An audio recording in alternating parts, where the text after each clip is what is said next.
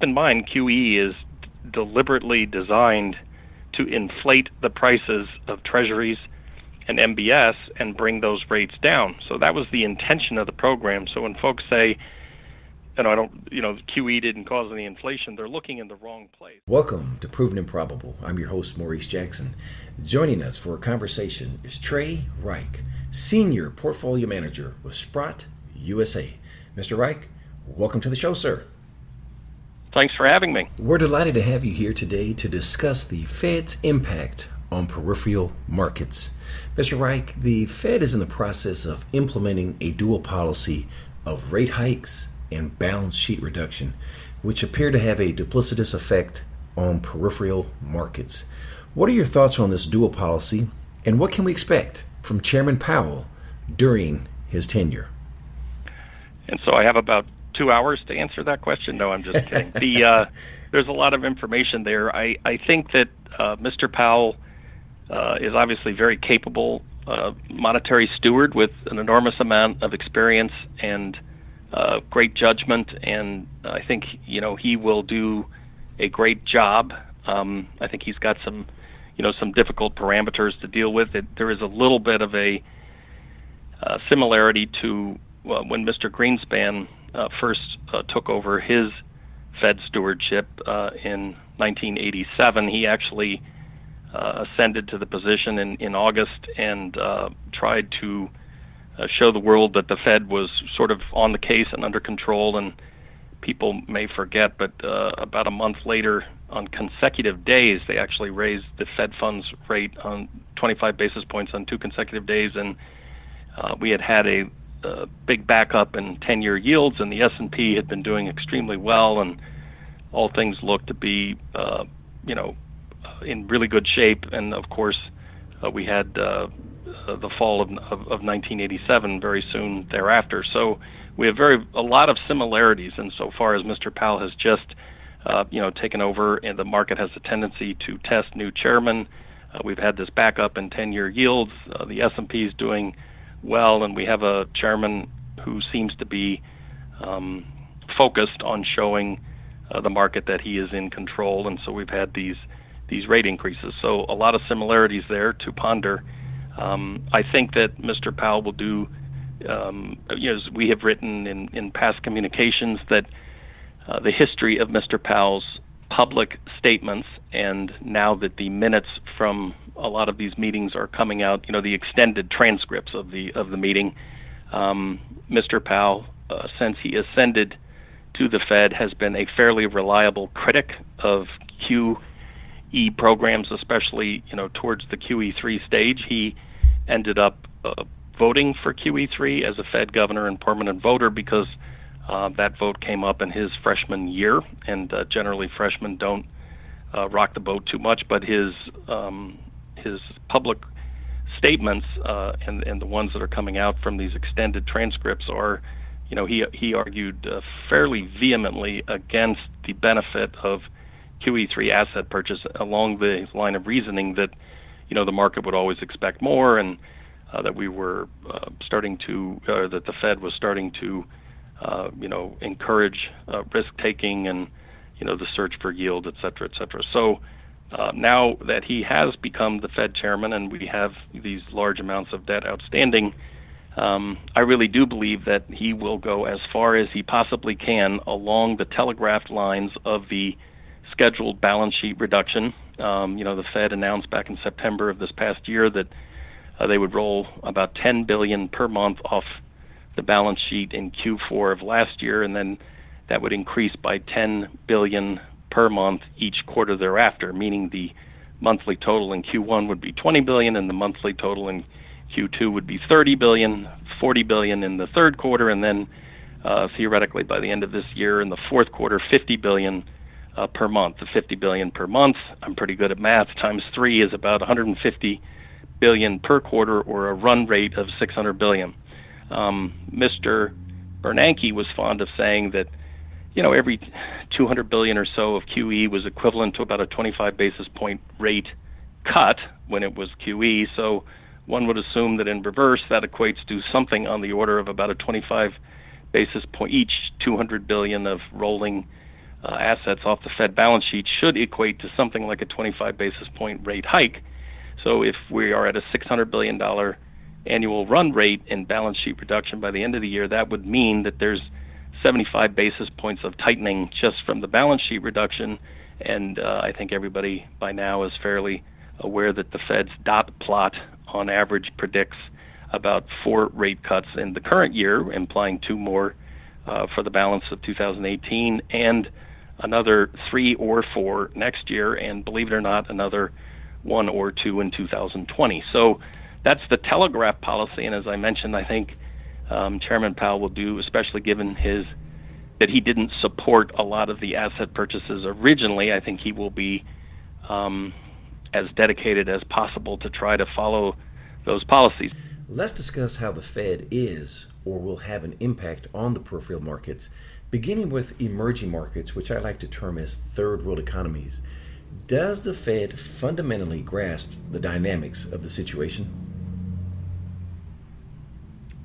Interestingly, there was an IMF conference that was hosted in Switzerland a couple of months back, at which Chairman Powell was invited to speak on the topic of the impact of Fed policy on other countries and how they can control their own fiscal economies in the environment of Fed monetary decisions. In other words, can emerging markets and other countries still run their own fiscal policy when the Fed is involved in changing its monetary policy? This gets to the Triffin dilemma, etc., in terms of whether any country can issue the reserve currency for the world, because it sets up a situation where internal demand for dollars is not always in sync with external demand for those dollars. So at this conference, Mr. Powell raised a few eyebrows in the assertion that monetary policy of the Fed and its impact on the rest of the world is vastly overrated. And I think that having watched that tape, it is interesting. It's on the Swiss National Bank website.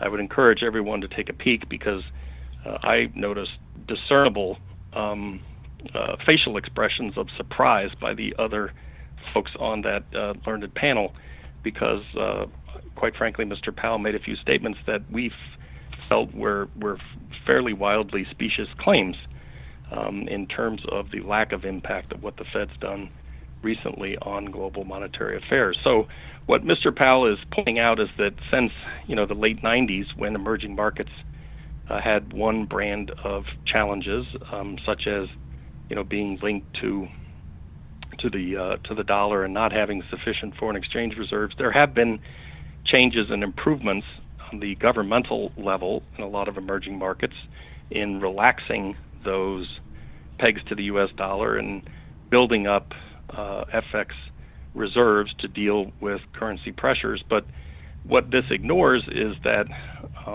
debt outstanding in emerging markets has roughly quadrupled over that time frame, say over the past decade, from about 5 trillion to 20 trillion. So while there have been some improvements on the governmental level, the actual dollar-denominated debts that are outstanding have continued to spiral upwards. So I think that some of the things that Mr. Powell is stating as positive developments are more academic in nature.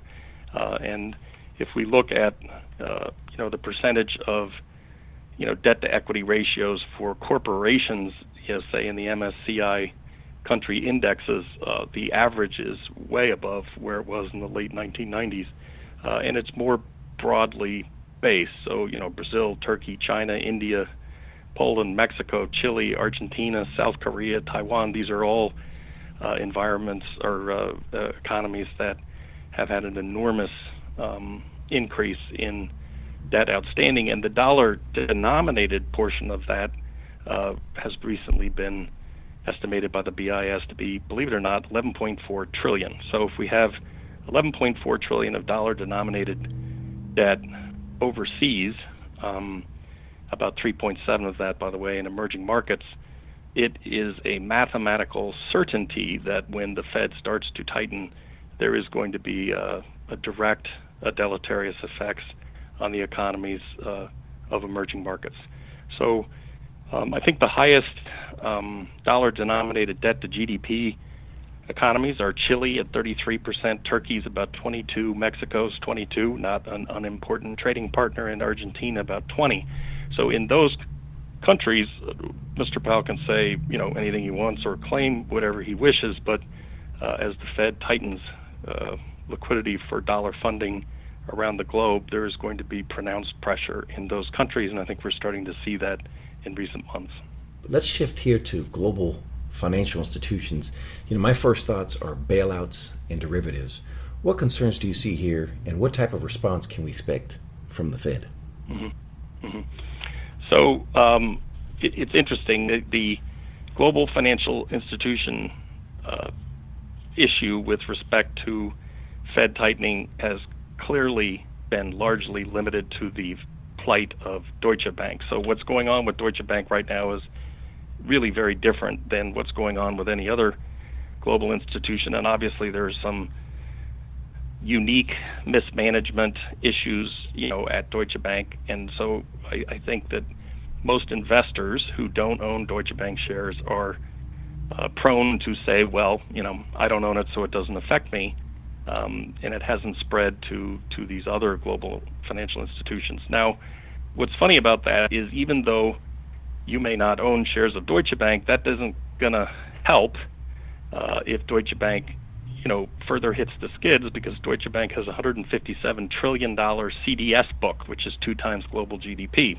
So whether you own the shares outright or not, everything that you do own is certainly going to be affected by the status of that derivative book. And that's just the CDS part of their derivative book.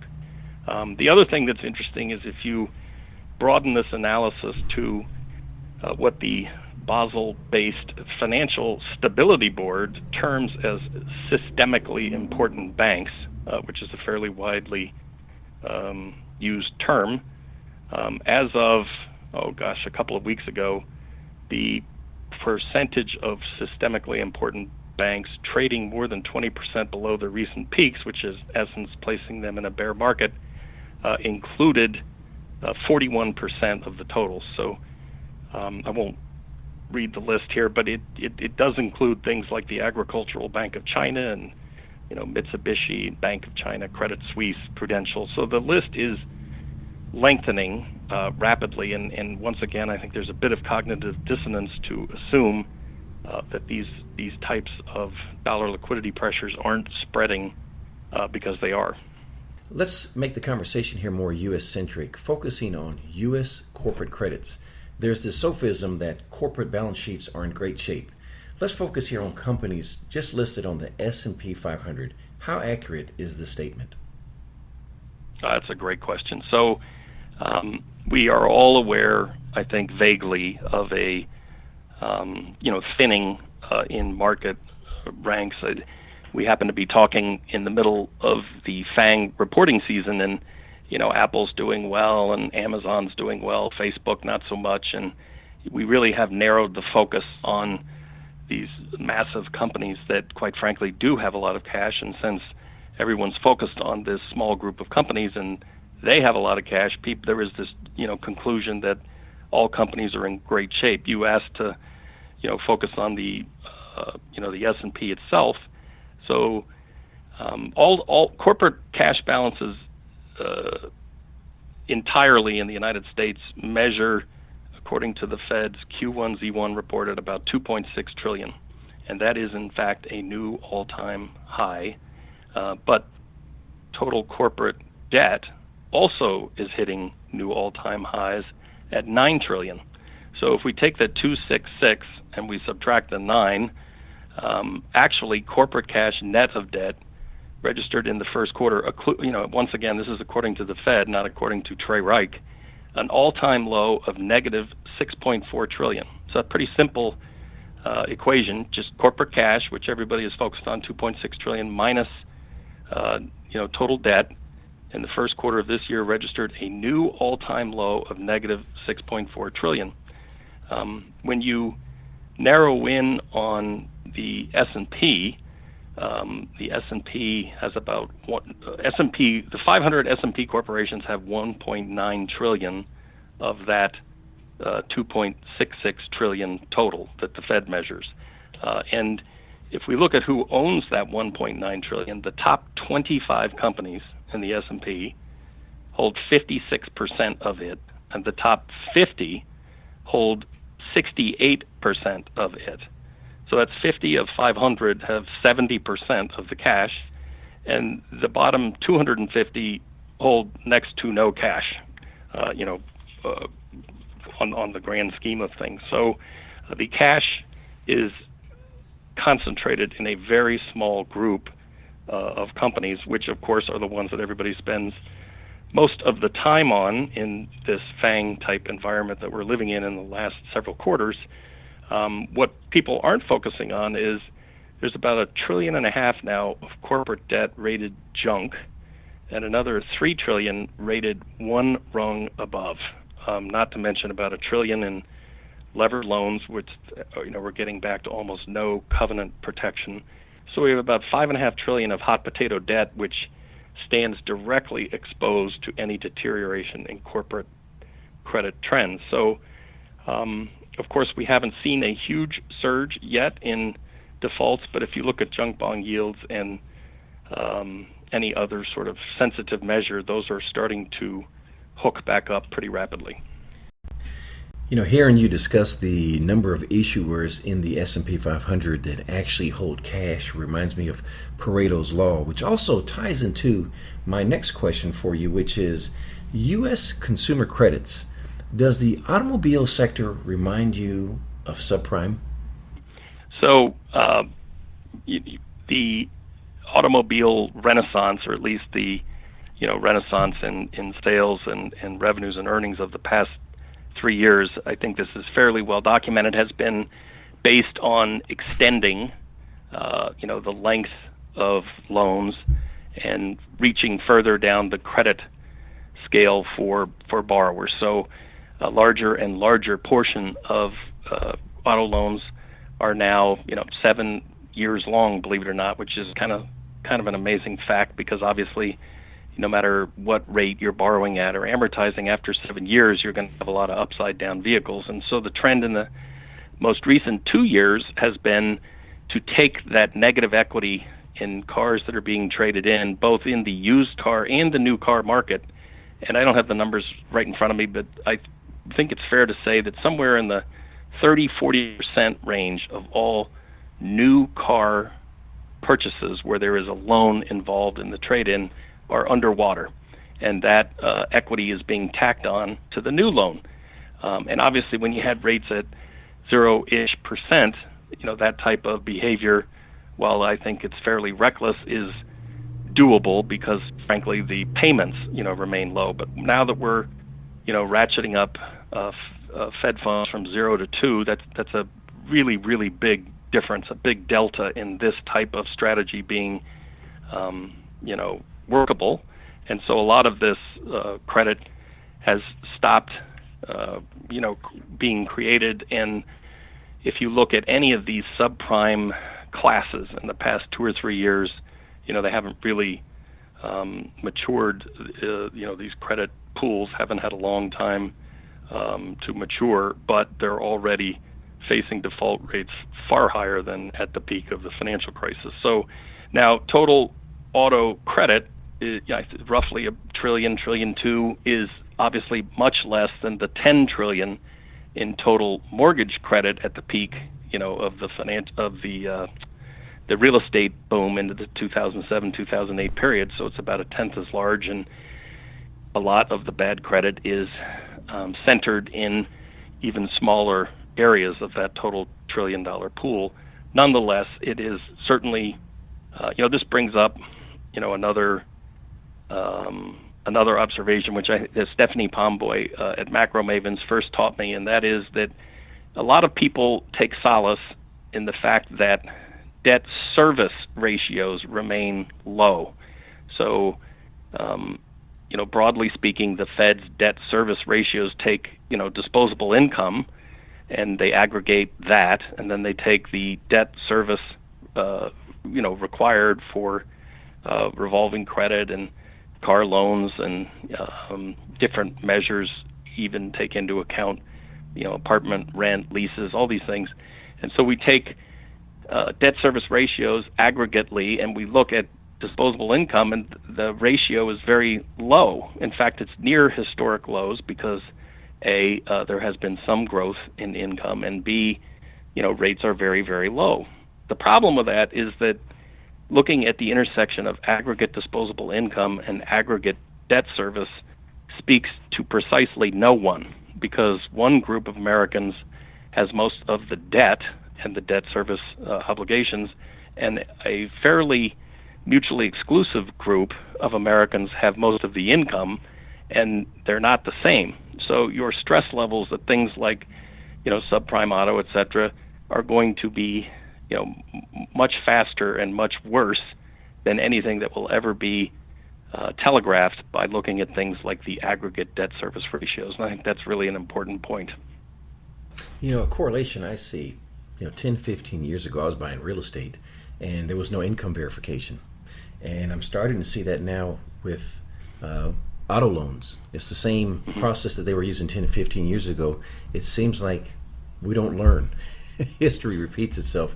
And that's something I don't ever hear really mentioned there, is that, again, I want to restate that here for our audience, is you're actually now able to get loans, auto loans in particular, with just, stating your income without verifying that you actually have the income there. And that's, really one of the reasons why we had that catastrophic bubble 10 years ago. Yeah. Now, our anecdotal evidence, I think, suggests that that's all hitting a wall. In other words, the loose auto terms, and that's in percent of autos that are going out in lease type of arrangements. That's really plummeting, because leasing again works really, really well in a low interest rate environment, because the cost of money is really the only cost, and if that's cheap, you can put cars out for lease at really, really attractive rates, and that's really hit a wall as well. And I think there's certainly a lot of evidence that the leasing pools that are coming due this year and next year are going to really take a hit out of bank earnings, because the used car market is very soft. And so I think the whole auto thing is literally hitting the wall this year.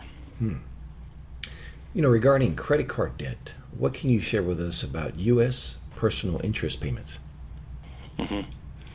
Well, I think that people forget how quickly rising credit card interest rates affect consumer solvency here in the United States. So, when the Fed starts to raise rates, sometimes we, look at the Fed funds rate as something that, once again, doesn't really affect, us, but it has had, obviously, an immediate impact on the interest rates charged by credit card companies, which are now up around 15.5%, and there are very, very strong correlations between increasing this rate and obviously personal interest payments. But there's an immediate connection to delinquencies of revolving credit.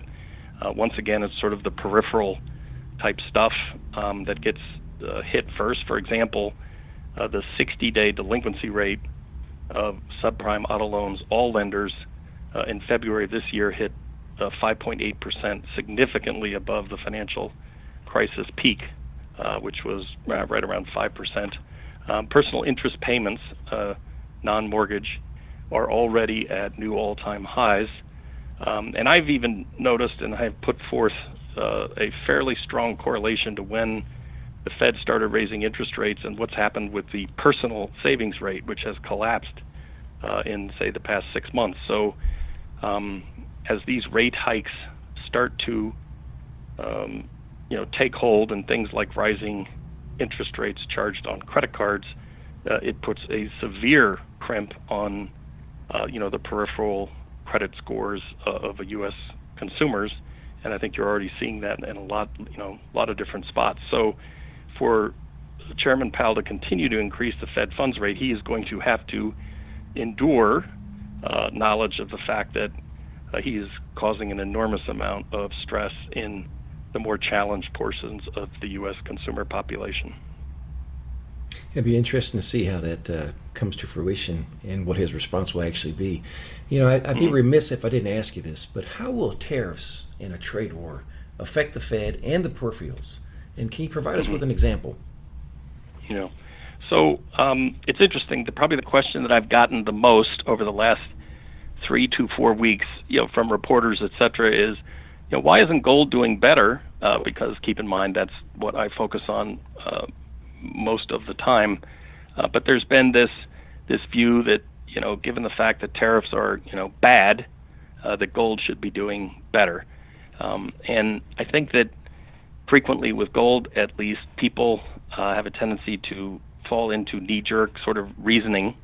And while it is true that, tariffs are bad for global GDP and potentially inflationary, in the long run, et cetera, the immediate impact of tariffs, at least in this iteration, has been commodities have really gotten walloped. So really beginning June 1 with the imposition of the steel and aluminum tariffs by the Trump administration, the commodity complex sort of started to underperform dramatically. And then I think it was on July 10th in the evening when the Trump administration announced its plans for another $200 billion worth of Chinese goods to have 10% tariffs, which in the last 48 hours, President Trump seems to be telegraphing a willingness to put 25% tariffs on those $200 billion worth of goods.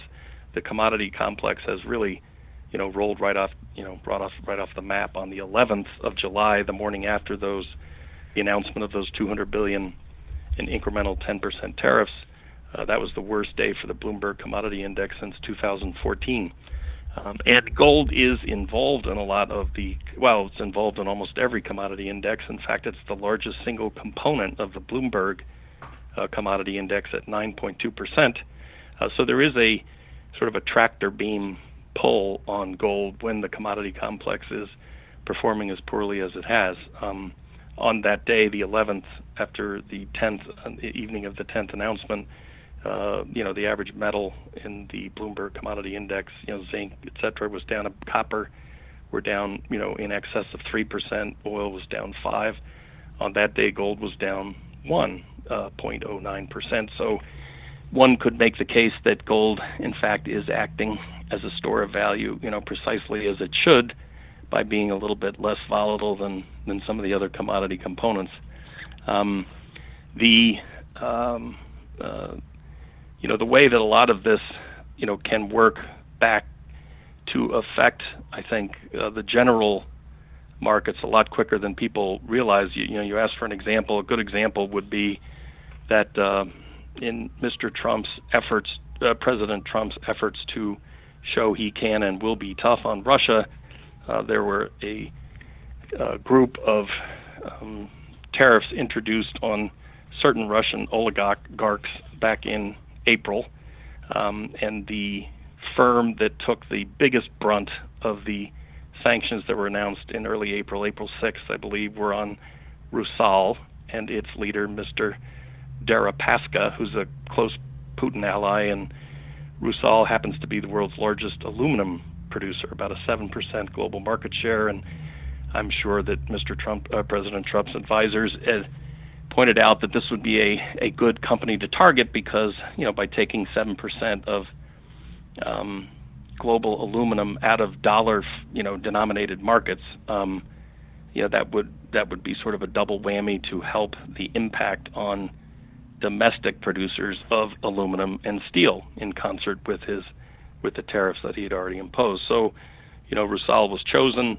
I'm not going into all the details. The bonds promptly, went no bid, and the equity in Rusal Hong Kong listed shares collapsed about 72% in the period of a few weeks. So this is an event which clearly didn't get on the radar screen of most domestic investors who are going home every day excited about Google and Amazon's new heights.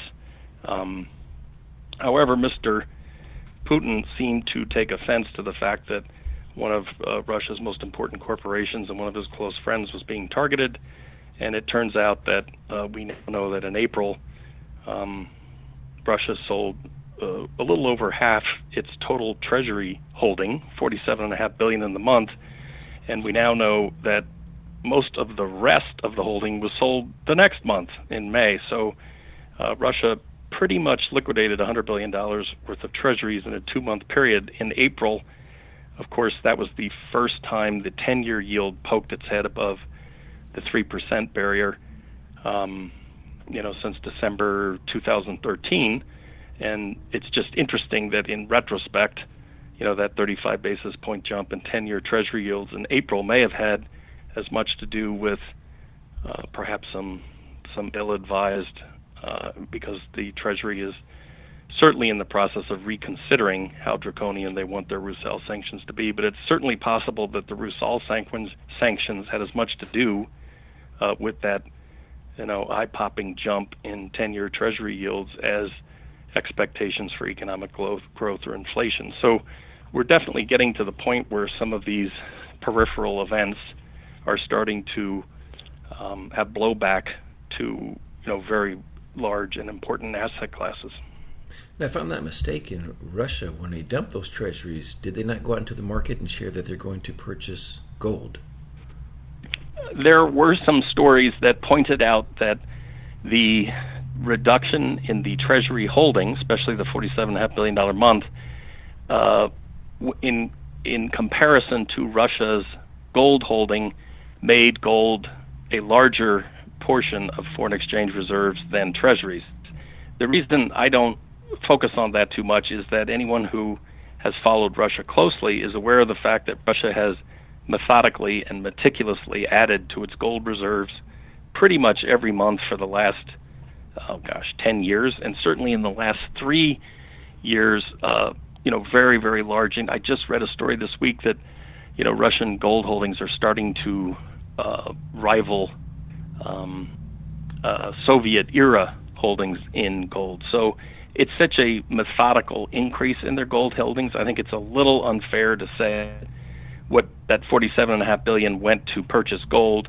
The portion that they've been directing towards gold accumulation each month remained roughly the same.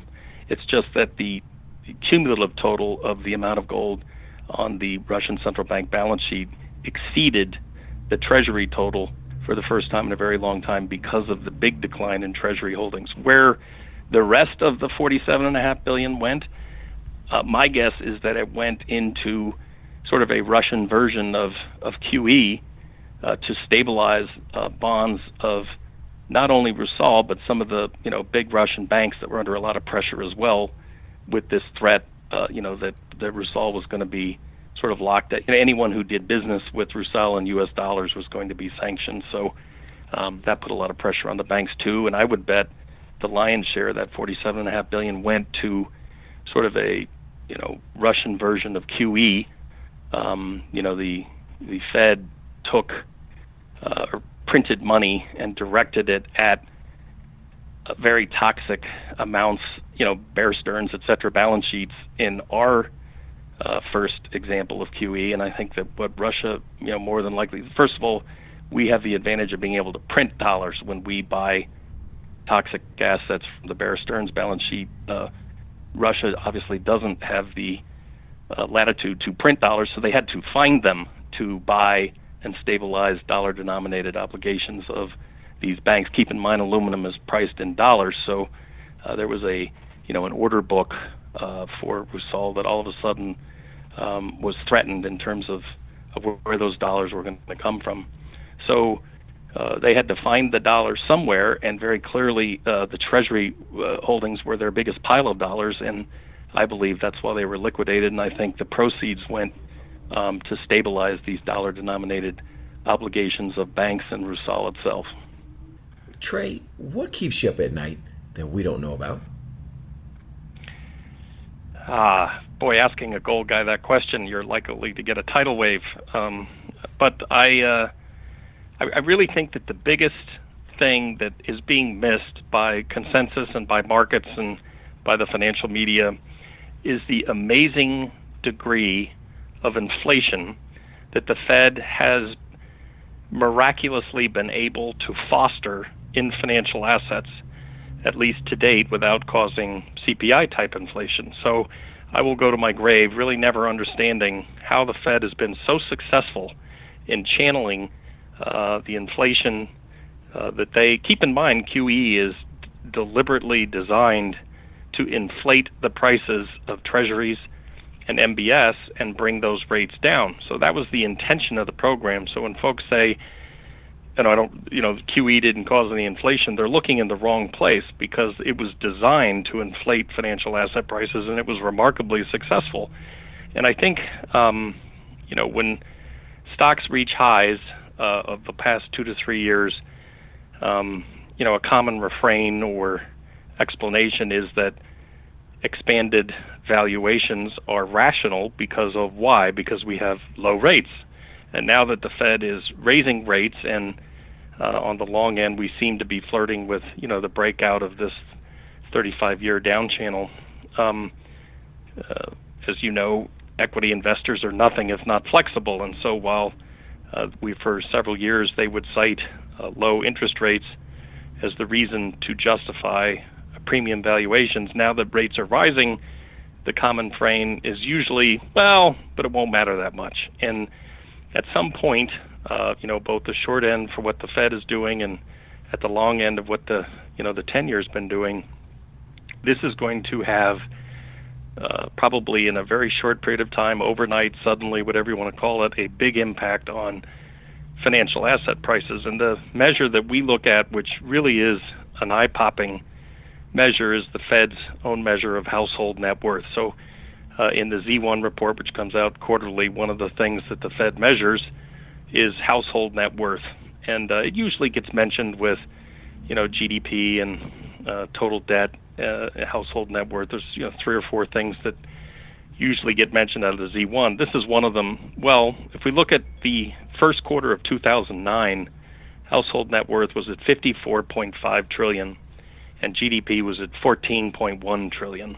And if we fast forward 9 years to the first quarter of 2018, GDP had increased $6 trillion from 14 to 20 trillion, and household net worth had increased 46 trillion from 54 to a little over 100 trillion, 500% of GDP for the first time in the history of the United States. So what that means is that for the past 9 years, household net worth, or wealth, if you will, in the United States has been increasing 8 times faster than output, or GDP, for almost a decade. And there's a lot of things that I don't know or can't predict, but one thing I know for certain is you can't keep increasing wealth 8 times faster than output in any society forever.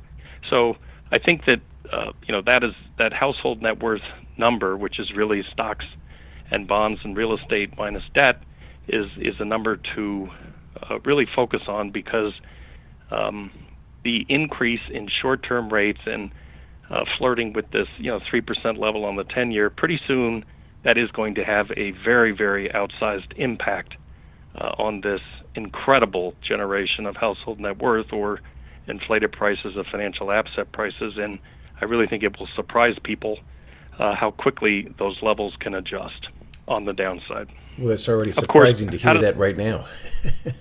Yeah, and how does gold fit into that? Just as a last footnote, well, when financial assets are falling, obviously that's a time that gold is a good store of value, or people desire to get a little money out of the financial system. And when that starts to happen, the Fed will, as it did with QE1, QE2, Operation Twist, QE3, the Fed is very likely to respond, maybe not with a QE decision, but some sort of policy. And as they say, sometimes it's the medicine and not the disease. That will be very gold bullish as well. So both in terms of a downward revaluation of enthusiasm for U.S. financial assets and the resultant rationalization of debt that will entail, having something that can't default or be debased like gold outside the financial system will all of a sudden look a lot more palatable than it may today.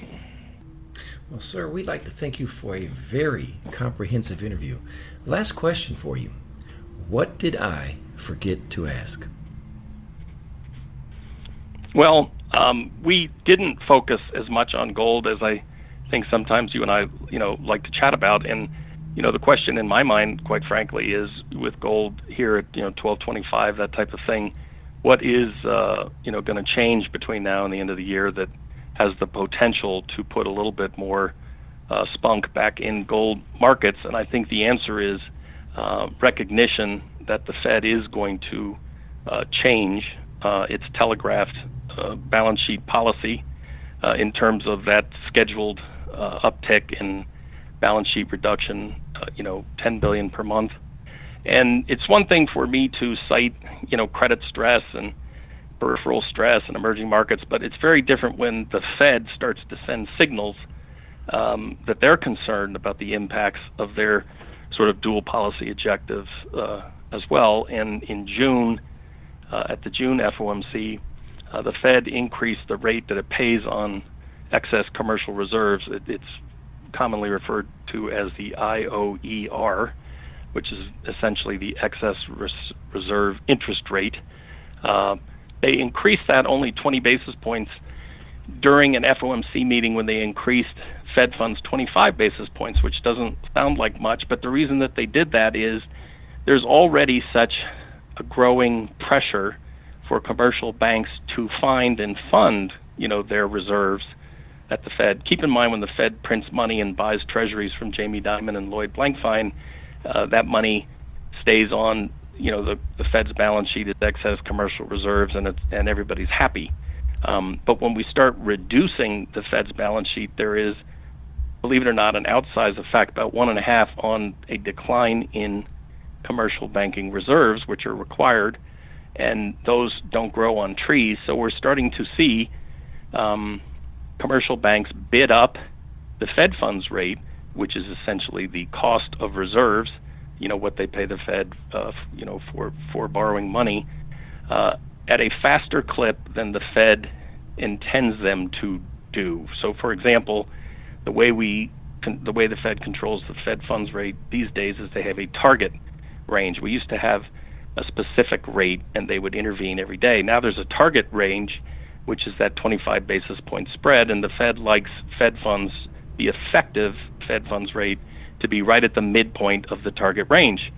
Well, a couple of times in early June, because the pressure on commercial bank reserves, on funding the required reserves, is increasing, the U.S. commercial banks bid up Fed funds to within 5 basis points of the top end of the Fed's targeted range.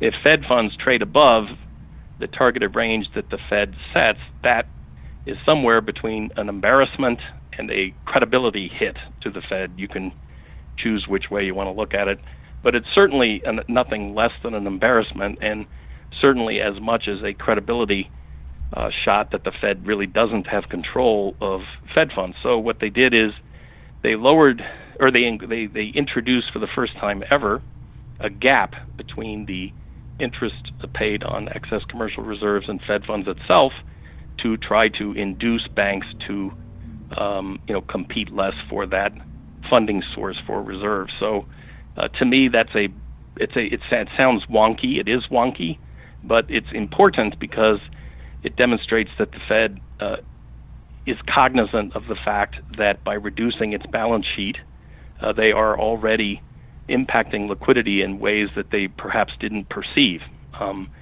So to me, it's pretty obvious that they're not going to get anywhere near the $2 trillion or so that people think that the balance sheet, is heading towards. And I've started to read things in recent weeks by noted economists who suggest they may not get that balance sheet below $4 trillion before they abandon balance sheet reduction. Balance sheet reduction, by the way, to date since October is about $179 billion. So it'll be interesting to watch between now and the end of the year if the Fed is able to stay on track with that telegraphed balance sheet reduction. That is the type of event that I think will start to sway consensus back, to our sort of view that it is not likely that that rate increase and balance sheet reduction program that has been telegraphed is going to transpire as advertised. And I think that'll start to put a bid back in the gold market. These are certainly going to be some interesting times under the tenure of Chairman Powell. Mr. Reik, tell us about your services at Sprott, and if someone listening wants to get more information regarding your work, please share the contact details. Sure. So Sprott has, I think, the most, I would say without a doubt, the most investor-friendly bullion vehicles in the marketplace. The Sprott physical bullion products, largely gold, but silver and platinum and palladium, have a redemption feature which permit investors to turn their shares in individually for the underlying metal.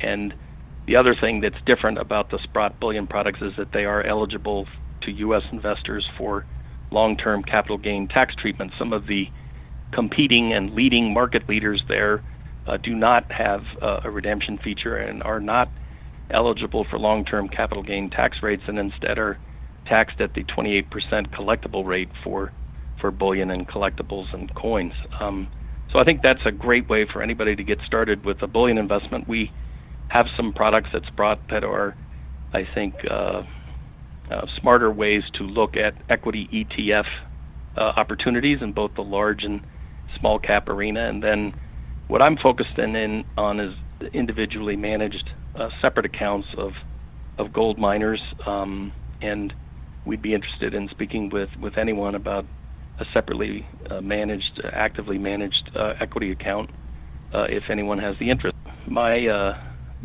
email is treik@sprottusa.com, which is TREIK at sprottusa.com, and anybody can give me a ring if they want to talk about gold equities generally or some companies in particular. And my phone number is 203-656-2400.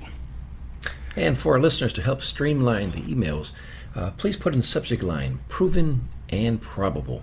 Last but not least, please visit our website, www.provenandprobable.com, where we interview the most respected names in the natural resource space. You may reach us at contact@provenandprobable.com.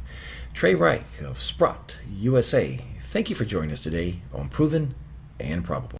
Thank you for joining us today on Proven and Probable. Remember to like and subscribe for more conversations with the most respected names in the natural resource space. Check out our website at www.provenandprobable.com. The information presented on Proven and Probable is provided for educational and informational purposes only, without any express or implied warranty of any kind, including warranties of accuracy, completeness, or fitness for any particular purpose. The information is not intended to be and does not constitute financial, investment, or trading advice, or any other advice. You should not make any financial, investment, or trading decision based on any of the information presented without first undertaking independent due diligence and consultation with a professional broker or competent financial advisor.